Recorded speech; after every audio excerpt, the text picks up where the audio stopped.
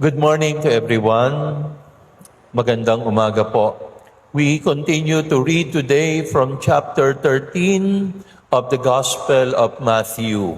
I think I already mentioned before in the last Sundays that the Gospel of Matthew is composed of 28 chapters. But in those 28 chapters, there are 5 major discourses. Mga 5 mahalagang katuruan.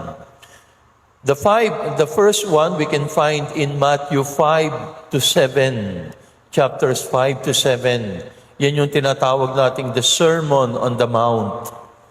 And then chapter 10, that is the Sermon on Discipleship.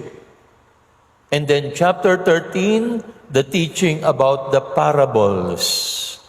And then chapter 18, the reminders about community living, kung paanong mabubuhay bilang isang komunidad. And then chapter 23 to 25, yan yung tinatawag nating the eschatological teachings. Pag sinabi nating eschatological, ibig sabihin the teaching about the end of the world. Now, our gospel today is from chapter 13. Tungkol saan nga uli yung chapter 13? Kasasabi ko lang, no? It is about the parables, no? Mga parabola. Now, ano ba yung parable o talinhaga? You know, one simple definition of a parable is it is an earthly teaching with a heavenly message. An earthly teaching with a heavenly message. Isang makalupang kwento na may makalangit na mensahe. Bakit? Kasi ang ginagamit ni Jesus ay earthly images and symbols, but He is teaching us heavenly realities. And today, our parable is the parable of the weeds and the wheat. No, the weeds and the wheat. Ang talinhaga ng mga damo at ng binhi, no? Ano ba yung wheat? Yan yung mga mabubuting halaman na nagbubunga. The wheat, no? Nagiging source of food. Pero ano ba yung weed? Yan naman yung mga damo, walang silbi. Yan yung mga damo na minsan pumapatay lang dun sa wheat. Pero ang sabi niya, the parable of the weeds and the wheat. Ibig sabihin, laging magkasama. Di ba, narinig natin sa parable, the sower planted good seeds. Pero nung tumubo, may kasamang damo. Kaya nagtaka sila, sinabi niya, saan nang galing yung damo? Alam niyo mga kapatid, this parable reminds us, no, this is not a teaching about agriculture. This is not a teaching about how to plant. This is a teaching about the reality of our humanity. Na sa bawat tao, may damo at may binhi. May mabuti at may masama. Alam natin yan. Lahat naman tayo dito may kabutihan. Pero lahat din tayo dito may kahinaan. Kaya nga, weeds and the wheat. Even in the disciples, yung mga disipulo, si Jesus na nga mismo ang kasama nila. Pero meron pa ring Judas doon sa mga disipulo. Sa simbahan, no? The church is the community of God's people. But we know that even in the community of God's people, meron pa ring mga nahahalong mga damo. And so today's parable is a reflection of our condition. Every human person is a mixture of weed and wheat. Ang bawat tao ay pinaghalong kabutihan at kahinaan. Pero ang magandang tanong, anong dapat nating gawin? Siguro a simple distinction. Ang sinabi ko, kahinaan, hindi kasamaan. Why? Because our nature is good. We are not created evil by the Lord. Ang sabi dito, the sower planted good seeds. So ibig sabihin, all of us were created good originally. Our nature is goodness. Pero saan nanggagaling yung kasamaan o kahinaan? From our misuse of freedom. Nung nilikha tayo ng Panginoon, tayo ay malaya. At saan nanggagaling yung kahinaan at kasamaan? Sa maling paggamit ng kalayaan. The misuse and abuse of freedom. Kaya naman tayo binigyan ng kalayaan ng Panginoon. He gave us freedom so that we can love Him. Kasi if we are not free, we cannot love. Hindi po ba? Kung ikaw ay hindi malaya, hindi ka makapagmamahal. Kung ikaw ay hindi malaya, you cannot say yes to God. And so God created us as free so that we can say yes to Him. But the problem is, because of our freedom, we can also say no to Him. Kaya ang magandang pagnilaya natin ngayon, paanong dapat natin gawin so that we can cultivate the weeds in our life, yung mga mabubuting binhi sa ating buhay. Again, as I said a while ago, let us make a distinction. Lahat tayo may kahinaan, pero ang kahinaan ay hindi kasamaan. Okay? All of us have weakness insofar as we are created. But weakness is not wickedness. Kaya yung unang punto ko dito, sana po yung ating kahinaan hindi maging kasamaan. Hopefully, our weakness will not become wickedness. When does weakness become wickedness? Kailan ba nagiging kasamaan ang kahinaan? Unang-una, when it is repeated. Weakness becomes wickedness when it is repeated. Kapag paulit-ulit mong ginagawa. Di ba meron tayong kasabihan sa Pilipino, sa Tagalog, no? Okay lang yung magkamali ka ng minsan. Pero kapag inulit-ulit mo ang pagkakamali, hindi ka na nagkakamali, nananadya ka na. When does weakness become wickedness? When it is repeated. Kaya yung unang challenge sa atin dito, what is it that you always repeat? Minsan kasi baliktad eh. Ang paulit-ulit natin ginagawa, yung mga mali at masasama, hindi yung mabubuti at tama. Kung ano yung dinidiligan mo, yun ang lalago. Kung ano ang inaalagaan mo, yun ang lalaki at titibay. And so the question is, what do you cultivate? Kasi baka ang kinukultivate natin yung mga maling bagay. You know, when you repeat the wrong things over and over again, they become vice. Yung ating kahinaan, kapag paulit-ulit nating ginagawa, nagiging bisyo.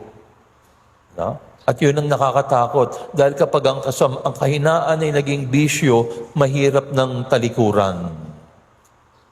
Pero yung tama at mabuti, kapag paulit-ulit naman natin ginagawa, nagiging virtue. Nagiging virtud ang tawag nila.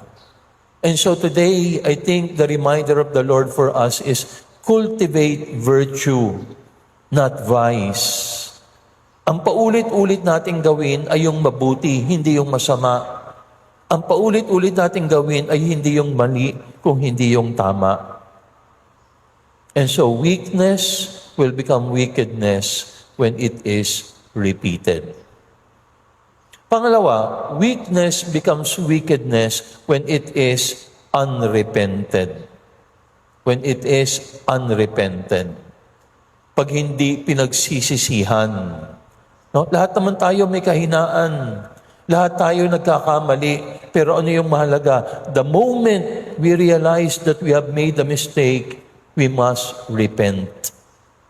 Dapat talikuran at pagsisihan. No? Alam niyo, meron tayong kasabihan sa Tagalog, di ba? Sabi nila, ang mga masasamang damo matagal mamatay. No? Ang mga masamang damo, matagal mamatay. No? Parang totoo, no? Kung sino pa yung masasama, parang yun yung talagang ang tagal mamatay. No? At meron din tayong biro, nabi niya, huwag ka masyadong magpakabait. Dahil pag masyado kang mabait, kukunin ka na ni Lord. Pero talaga bang ang masasamang damo ay matagal mamatay? Bakit ba sila matagal mamatay? Minsan iniisip ko yan eh. Baka naman kaya matagal mamatay ang masamang damo ay dahil binibigyan pa ng Panginoon ng pagkakataon na magbago. Kaya kung tayo ay masama, kung tayo ay gumagawa ng masama, huwag nating sabihin na, ay, matagal palang mamatay ang masasamang damo. Hindi. Ang isipin natin, baka binibigyan lang tayo ng Panginoon ng pagkakataon na magbago. Kaya huwag ka nang magmatagal. If there is something that needs to be repented from, change, be converted, talikuran mo na yan. Alam nyo, lagi nating nadadaanan, meron tayo doon, confessional box. When was the last time you entered that box? Yung reconciliation room. Kailan yung huling pagkakataon na ikaw ay pumasok doon at humingi ng kapatawaran sa Panginoon? Marami sa atin, taon na, hindi pa nangungumpisal. At yun ang problema. Kapag matagal tayong hindi nangungumpisal, anong nangyayari? Nagiging manhid yung ating konsensya. Our conscience becomes numb. And when your conscience becomes numb, akala mo wala ka ng kasalanan. Yun ang problema eh. Minsan, duminig po ako ng kumpisal. Sabi ng kumpisal, bless me, Father, for I have sinned. My last confession was, Father, I think around 10 or 15 years ago. Tagal na, no? Then sabi ko, okay, what are your sins? And sabi niya, Father, parang wala naman. Ba't ka pa nagpunta? No? Pero ganun ang nangyayari.